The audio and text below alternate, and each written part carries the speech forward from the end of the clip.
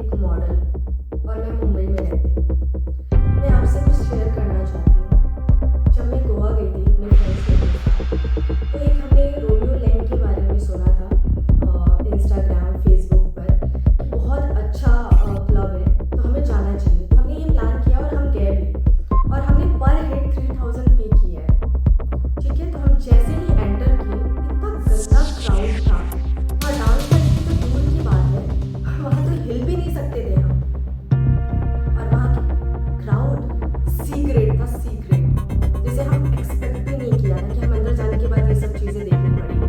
और वहाँ ड्रग करना, यहाँ वहाँ टच करना बहुत ज़्यादा वर्ल्ड था, लेकिन फिर भी हमने तो पैसे दिए थे, हमें तो वहाँ जाना था, टाइम स्पेंड करना था। बट वो टच करना या हवा दारू पी करके कितनों ने तो मुझे बैक पर भी टच किया। और फिर मैंने बाउंसर को भी बोला कि मुझे लोग यहाँ पर टच कर रहे हैं, आप लोग कुछ करो। उन्होंने बोला कि हम कुछ नहीं कर सकते। क्राउड बहुत ज़्यादा था। जहाँ 100 की कैपेसिटी होती है, वहाँ उन्होंने 200-300 एक्स्ट्रा लोगों को रखा हुआ था वहाँ